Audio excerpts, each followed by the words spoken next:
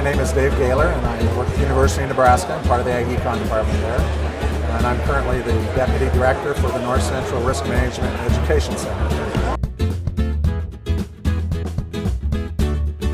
Mid to late 50s is a good time to start. A lot of times this process takes 10 or 15 years to get someone into the business completely.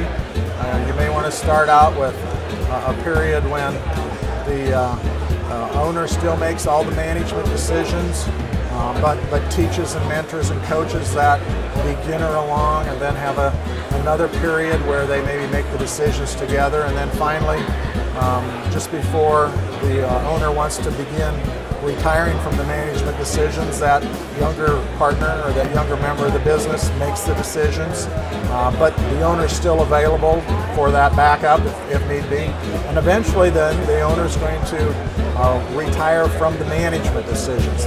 Maybe not retire from the labor, maybe show up on the ranch every day, do what he or she wants to do, but not make all the management decisions like they've always done. I don't think you can start too soon. I have people that are in their 30s that are starting to think about this already. But the first issue to me is, do you want to have a successor? And not everyone says yes to that. But if you do want to have a successor, it's probably then the next step is who? And then after that, how long is this transition process going to last? Is this going to be a 10-year, a 15-year period? And then you need to sit down and talk about a lot of issues. We discussed some of those, but there's just a lot of issues that need to be talked about. And then a written plan is always a good idea, and it's something that may not stay the same the day you write it.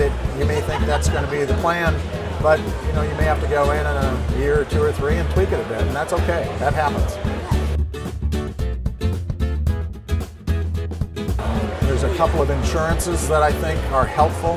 Life insurance policy can help provide something for the non-farming heirs, the brothers and sisters that maybe do not become part of the business. A life insurance can be a nice source of some funding, but the premiums have to be paid, and then it has to have cash available to do that. That's not always a possibility.